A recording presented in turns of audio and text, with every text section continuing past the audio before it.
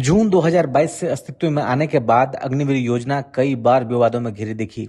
अब एक बार फिर से अग्निवीर योजना चर्चा में है। दरअसल अजय कुमार की मौत ने विवादास्पद सेना भर्ती योजना पर नई बहस छेड़ दी है। हम जानेंगे कि आखिर अग्निवीर योजना क्या है और ये किस तरह सामान्य भारतीय सेना से अलग है। इस योजना के तहत नौकरी पाने वाले जवानों को कौन सी सुविधाएं मिलती है। अग्निवीर योजना को जून 2022 में शुरू किया गया था और इसे शुरू करने के पीछे का उद्देश्य शॉर्ट टर्म सर्विस मॉडल यानी अल्पकालिक सेवा मॉडल के जरिए भारतीय सशस्त्र बलों में भर्ती प्रक्रिया को मॉडर्न और सुव्यवस्थित बनाना था। शुरुआत से ही इसे काफी आलोचना और विवादों का सामना करना पड़ा है। संसद में कांग्रेस नेता राहुल गांधी और देश के रक्षा मंत्री राजनाथ सिंह के बीच अग्निवीर की मौत पर मिलने वाले मुआवजे पर तीखी बहस हुई। राहुल गांधी ने लोकसभा में अपने भाषण के दौरान दावा किया था कि अग्निवीरों को उनकी मृत्यु के बाद किसी भी मुआवजे का हकदार नहीं माना जाता, जबकि रक्षा मंत्री राजनाथ सिंह ने कहा था कि अग्निवीरों को सरकार 1 करोड़ रुपए का मुआवजा देती है। लोकसभा में इस बहस के बाद अब योजना को लेकर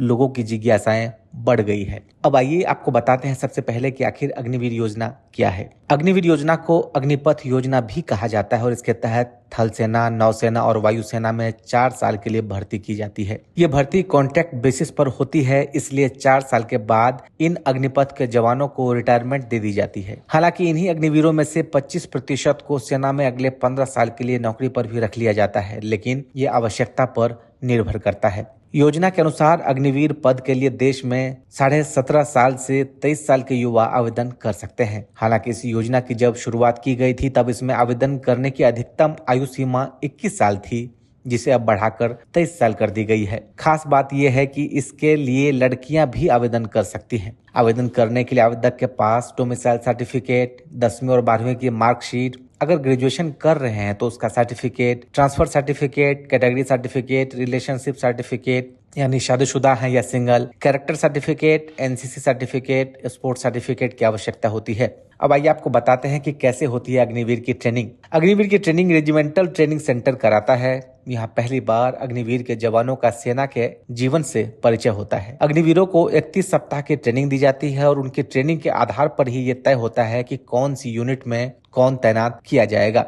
ट्रेनिंग पूरी होने के बाद अग्निवीरों को देश की सेवा करने की शपथ दिलाई जाती है। ऐसा करने के बाद आगे की ट्रेनिंग अग्निवीर जवानों को उनके संबंधित ट्रेड के अनुसार या ऑन द जॉब ट्रेनिंग दी जाती है। अब आइए आपको बताते हैं कि सैलरी में क्या अंतर है और साल दर साल सैलरी में बढ़ने के क्या कुछ नियम है। अग्निवीर के तौर पर 4 साल काम करने के बाद अग्निवीरों को सेवानिधि पैकेज के रूप में 10 लाख रुपए मिलते हैं। पहले साल उनकी सैलरी 30,000 रुपए होती है। इसका 70% यानी 21,000 रुपए इन्हें इन हैंड सैलरी के रूप में मिलता है। 9,000 रुपए अग्निवीर कॉर्प्स फंड यानी 30% उसमें चला जाता है। दूसरे साल अग्निवीरों को 33,000 रुपए की सैलरी मिलती है। तीसरे साल में अग्निवीर जवान की सैलरी बढ़ाकर 36,500 रुपए हो जाती है। इसमें 25,500 रुपए इन हैंड सैलरी और 10,950 रुपए फंड में जाता है। चौथे और आखिरी साल में युवाओं को 40,000 रुपए की सैलरी मिलती है। वहीं भारतीय सेना के अस्थायी सैनिक को उनके पद और सेवा के आधार पर सालाना 3 लाख रुपए से लेकर 10 लाख रुपए तक की सैलरी मिलती है। अस्थायी सैनिक की बेसिक सैलरी 21,700 रुपए प्रति माह से शुरू होती है और हायर रैंकिंग वाले अधिकारियों को 2,50,000 रुपए प्रति माह तक मिलती है। सैनिकों को महंगाई भत्ता, फील्ड एरिया भत्ता, परिवहन भत्ता जैसे कई भत्ते भी मिलते हैं। ये भत्ता उनकी पोस्टिंग और रैंक के आधार पर 10,000 से लेकर 30,000 रुपए प्रति माह तक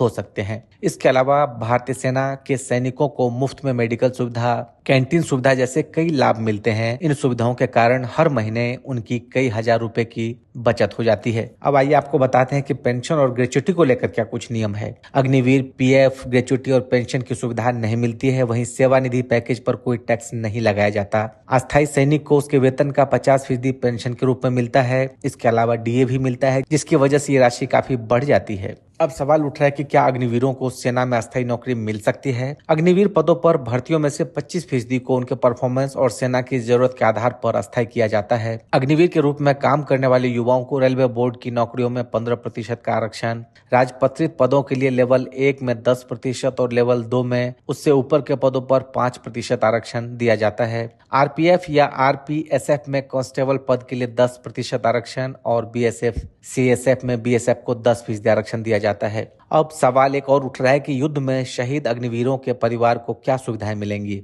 सरकार की तरफ से 48 लाख रुपए मिलेगा। सार्वजनिक कोष से 44 लाख रुपए की एक मुफ्त अनुग्रह राशि मिलती है। कॉन्ट्रैक्ट के आखिरी साल 4 साल तक वेतन दिया जाता है। व्यक्ति की सेवा निधि में जमा शेष राशि और अग्निवीर निगम निधि से ब्याज सहित सरकारी अंशदान होता है। अब घर पर रहते हुए या ऑफ ड्यूटी के दौरान मौत होने पर क्या कुछ होता है? सार्वजनिक निधि से इसमें 48 लाख रुपए का बीमा कवर होता है, जबकि व्यक्ति की सेवा निधि से जमा शेष राशि अग्निवीर निगम निधि से ब्याज सहित सरकारी अंशदान में दिया जाता है। ब्यूरो रिपोर्ट, लैब तक।